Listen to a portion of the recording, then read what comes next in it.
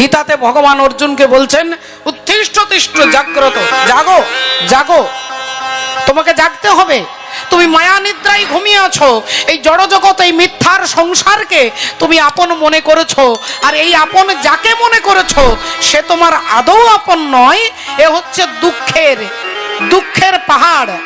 এই দুঃখের পাহাড়কে যখনই আলিঙ্গন করতে যাব তখনই সেখান থেকে আসবে প্রতারণা, দুঃখ, জ্বালা, যন্ত্রণা। বলে তাহলে আমরা সবাই কি জঙ্গলে ঘুরে বেড়াবো, সংসার ছেড়ে দেবো?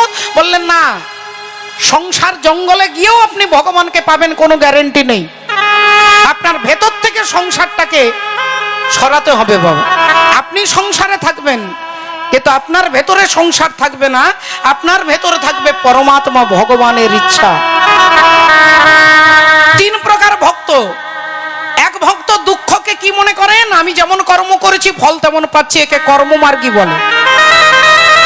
আমি যেমন কর্ম করেছি তেমন ফল পাচ্ছি, এ হচ্ছে কর্মমার্গের ভক্ত যারা, তারা এই নীতিতে বিশ্বাস করেন যে আমি নিশ্চয়ই কোথাও ভুল করেছি, তাই ভগবান আমাকে ভুল কাজের এই পাপের ফল দিচ্ছেন, একে বলে কর্মমার্গী ভক্ত। আর ভক্তি মার্গে যারা বিশ্বাস করে তারা বলেন সবই তোমার ইচ্ছা, তুমি আমাকে সুখ দিতে পারো, তুমি আমাকে দুঃখ দিতে পারো, সবই তোমার ইচ্ছা। আমি হাসি মুখে, আমি আনন্দে তা গ্রহণ করব, তুমি আমাকে সুখ দিলেও আমি গ্রহণ করব, তুমি আমাকে দুঃখ দিলেও গ্রহণ করব। হচ্ছে ভক্তি মার্গের যারা বিশ্বাসী তারা এই নীতিতে চলেন। আর জ্ঞান মার্গের যারা বিশ্বাসী তারা বলেন এ জগৎটাই মিথ্যা, এখান থেকে উৎপত্তি সৃষ্টি দুঃখ, বলে দুঃখটাও মিথ্যা, আর এখান থেকে সৃষ্টি সুখ, বলে সেটাও মিথ্যে। সুখও মিথ্যে, দুঃখও মিথ্যে, সবই হচ্ছে জাদুর মতো। হরি বল, সবই হচ্ছে জাদুর মতো। তাই এখানে সুখটাও মিথ্যে আর দুঃখটাও মিথ্যে। যারা জ্ঞান মার্গে হাঁটা চলা করেন তারা এই নীতিতে বিশ্বাস করে।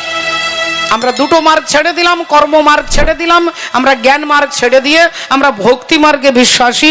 আমরা ভগবানকে আপন মনে করি, আমরা ভক্তকে আপন মনে করি। তাই ভক্ত মার্গে চৈতন্য মহাপ্রভু বললেন যে সমস্ত কিছু অর্পণ ভগবানকে করো। তুমি যা করছো ভগবানকে, তোমার কর্ম ফল ভগবানকে দান করো। আমি তোমার,